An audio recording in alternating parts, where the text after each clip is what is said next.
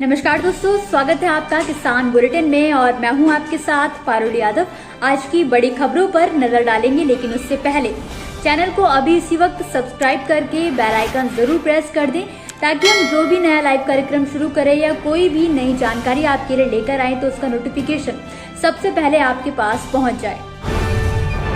रेशम कीट पालकों के लिए स्थापित की जाएंगी पौधशालाएं, किसानों को बांटे गए शहतूत के छोटे पौधे। 30 जून को फिर विरोध प्रदर्शन करने जा रहे हैं किसान, देश भर में मनाएंगे हूल क्रांति दिवस। मृत किसान के केसीसी खाते का नवीनीकरण कर निकाले गए 2,67,000 रूपए। पीओ और बैंक कर्मचारियों के खिलाफ दर्ज किया केस। रेशम कीट उत्पादकों को समर्थन देने के उद्देश्य से त्रिपुरा सरकार द्वारा शहतूत की पौधशालाएं खोली जा रही हैं, ताकि प्रदेश में रेशम कीट उत्पादन को बढ़ावा मिल सके। दरअसल बीते रविवार को रेशम कीट पालन विकास विभाग के अधिकारी तपन चंद्रा द्वारा इस बात की जानकारी दी गई है, जिसमें कहा गया है कि महामारी के दौरान कई लोगों ने अपनी आजीविका गंवाई है, जिसके चलते ऐसे किसानों को अपना समर्थन देने के लिए प्रदेश सरकार राज्य में ये नर्सरियां स्थापित कर रही है। तपन चंद्र ने बताया कि इन नर्सरियों को लगाने के लिए किसानों को मजदूरी पर रखा गया है, साथ ही उन्हें शहतूत के छोटे पौधे भी बांटे गए हैं। उन्होंने कहा है कि विभाग राज्य भर में इस तरह की पौधशालाएं स्थापित कर रहा है। सिपीहिजाला में 4 संकुलों, विश्रामगंज, ताकड़जाला, कथालिया और नलचार में पौधशालाएं खोली जा रही हैं।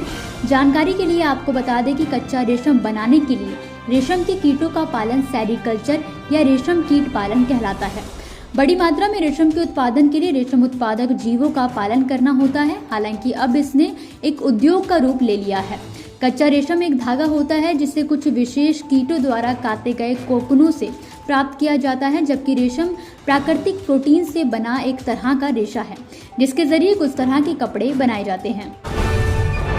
जहाँ एक तरफ देश में कोरोना की रफ्तार धीमी पड़ती नजर आने लगी है, तो वहीं दूसरी तरफ कृषि कानूनों के विरोध में आंदोलन कर रहे किसानों ने अपनी रफ्तार बढ़ाने का फैसला कर लिया है।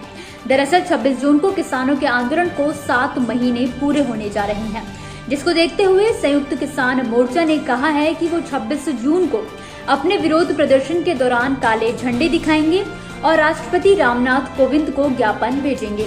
इतना ही नहीं, ठीक इसके 4 दिन बाद 30 जून के लिए भी किसानों ने अपनी कमर कस ली है। आपको बता दें कि किसान 30 जून को एक बार फिर से विरोध प्रदर्शन करने जा रहे हैं। संयुक्त किसान मोर्चा ने 30 जून को देश भर के सभी प्रदर्शन स्थलों पर हूल क्रांति दिवस मनाने का फैसला किया है। केंद्र सरकार द्वारा पारित 3 कृषि कानूनों के खिलाफ किसानों का आंदोलन अपने 7वें महीने के करीब है। किसानों के मुताबिक स्थानीय इलाकों के ग्रामीण और खाप भी 30 जून को होने जा रहे किसान विरोध प्रदर्शन का समर्थन कर रही हैं, जिसके चलते इस दिन जनजातीय क्षेत्रों के सदस्यों को धरना स्थलों पर आमंत्रित किया जाएगा। इसके साथ ही संयुक्त किसान मोर्चा ने हरियाणा में भाजपा नेताओं, जसपा नेताओं के खिलाफ शांतिपूर्ण प्रदर्शन जारी रखने और इन नेताओं के प्रवेश का विरोध करने का भी फैसला किया है। उत्तर प्रदेश के बरेली जिले से हाल ही में एक ऐसा मामला सामने आया है, जिसमें एक मृत किसान के नाम से केसीसी यानी कि किसान क्रेडिट कार्ड खाते का नवीनीकरण करा के उससे 2,67,000 रूपए की राशि निकाल ली गई। पूरा मामला बरेली के थमोरा थाना क्षेत्र के गांव नौगवां ठाकुरान का है। इस पूरे वाकया में बैंक के पीओ और कुछ कर्मचारियों की मिलीभगत सामने आई है।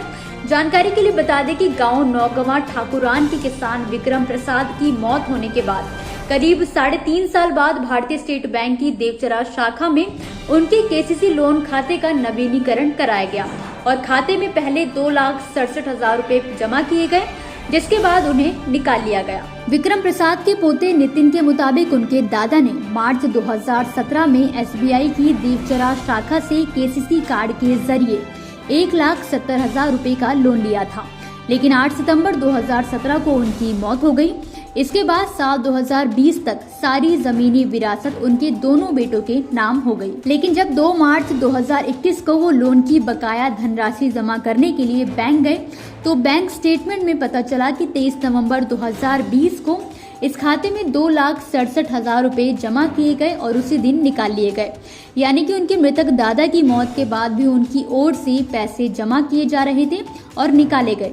ये जानकर वो दंग रह गए। मृतक किसान के केसीसी खाते का नवीनीकरण करने के लिए उनके कागजात बैंक रिकॉर्ड से निकाले गए और उसमें अंगूठे के निशान को देखकर हूबहू अंगूठा बनाने की कोशिश भी की गई।